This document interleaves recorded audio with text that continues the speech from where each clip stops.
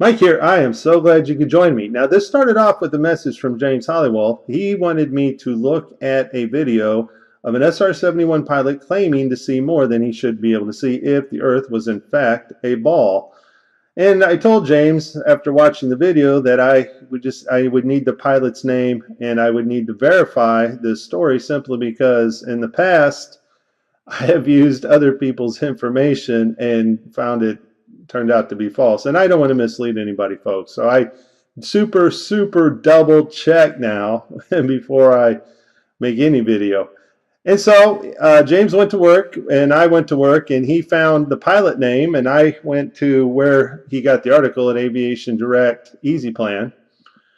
And I said, this story, a real account from a real SR71 pilot or just a spoof? And I got a reply from a pilot, Jeffrey Peterman. He says, real deal, story from SR71 pilot, backseater did all the talking. And so then I just replied, thank you very much, Jeffrey, amazing aircraft. And so now I'm going to play you the part of what the pilot says, and then we're going to analyze his distances and show you that in fact the Earth is not a globe. Air Force Major Brian Schul is the pilot of the SR-71 on this day, and his co-pilot is Walter, who is in the back of the plane working all the radio equipment. And so I checked this out on Air and Space to get the pilot's name and to verify the story. Being an SR-71 pilot. Walter and I were doing a training mission around the United States where you just were building up hours and time.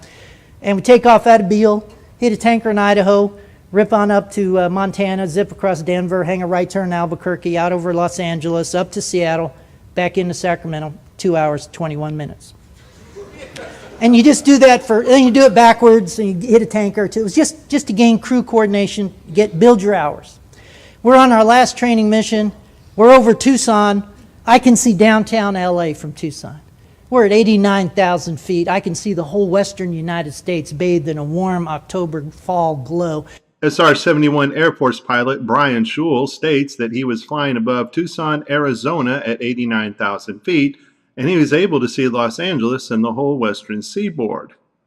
Now, of course, this is not possible if the Earth is in fact a spinning ball, because Brian Schul's max view distance would have only been 365 miles, Los Angeles being covered up by 9,970 feet of curved Earth.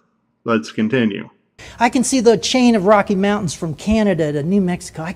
Oh, what was that, Brian? Did you just say you could see all the Rocky Mountains from New Mexico to Canada?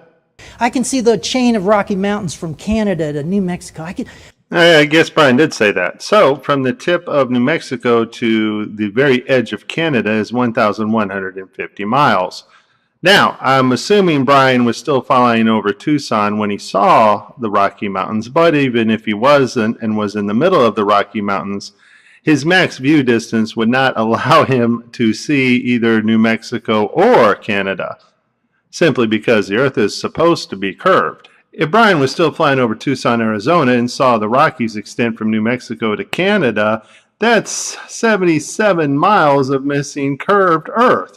If he was in the center of the Rockies, he still only has a max view at 365 miles at 89,000 feet. Folks, throw your globes in the trash, wipe the tears away. The Earth is flat, proven by the United States Air Force. This is Mike. Thank you for watching. Please like and subscribe.